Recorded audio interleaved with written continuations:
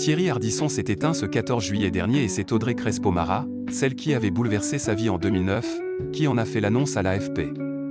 Après les obsèques parisiennes et l'enterrement de l'animateur en Terre du Sud, la journaliste a pris un peu de repos. Elle sort du silence ce 22 juillet avec un remerciement adressé à un célèbre styliste français. 27 années séparaient les tourtereaux, mais ils n'en avaient cure. Thierry Ardisson et Audrey Crespo-Mara s'étaient trouvés et reconnus. Interrogée au sujet de leur différence d'âge, la journaliste avait balayé la question d'un revers de main dans les colonnes de la Tribune du dimanche en 2024.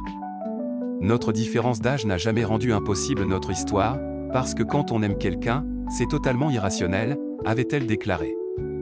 Selon la compagne de l'homme en noir, tout l'enjeu était au contraire de vivre pleinement cet amour arrivé sur le tard pour lui.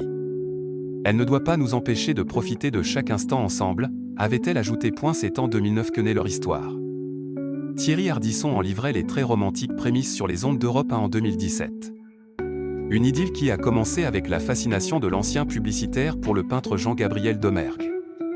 Un jour, à la télévision, il découvre Audrey Crespo-Mara et son long cou, semblable à une créature de Domergue. Le coup de foudre est immédiat, et c'est réciproque. Lorsque l'animateur finit par l'inviter, il lui lance au cours du repas qu'il sait qu'il se mariera une troisième fois. De son côté, Audrey Crespo-Mara assure avoir pressenti qu'elle était cette femme-là au point. Thierry Ardisson et Audrey Crespo-Mara, de l'importance des promesses tenues. Les amoureux ne se sont pas trompés. Mariés en juin 2014, ils sont allés ensemble jusqu'au bout du combat mené par l'animateur contre le cancer du foie détecté en 2012. Audrey Crespo-Mara a consacré plusieurs mois de sa vie à construire, pièce après pièce, un bouleversant documentaire sur son mari qui s'intitule La face cachée de l'homme en noir. On y découvre des photos inédites, son petit frère Patrick, et peu à peu l'image d'Ardisson. Le trublion s'efface pour laisser place à Thierry, l'hypersensible jamais guéri de son enfance. 3 jours après la mort de l'animateur-producteur, ses proches, sa famille et sans doute quelques faux culs, dont il s'amusait avant sa mort se donnent rendez-vous à l'église Saint-Roch, qui a déjà vu passer de nombreux artistes.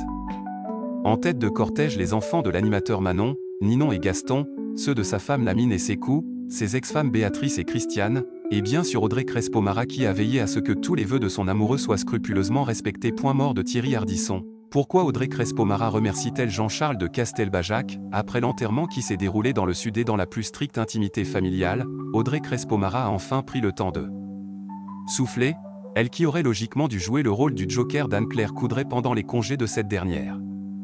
Après le bruit et la fureur déclenchés par la mort de son mari, elle s'est éloignée quelques jours des réseaux sociaux. Ce mardi 22 juillet, elle est toutefois sortie du silence afin de remercier Jean-Charles de Castelbajac. À l'arrière de l'église Saint-Roch, le styliste avait en effet dessiné à la craie un joli hommage à Thierry Ardisson juste après les obsèques. Il s'agit du profil d'un ange dont on voit aussi une aile, dans le ciel gris de la porte quelques oiseaux et des étoiles, et l'indication Thierry 17 juillet 2025.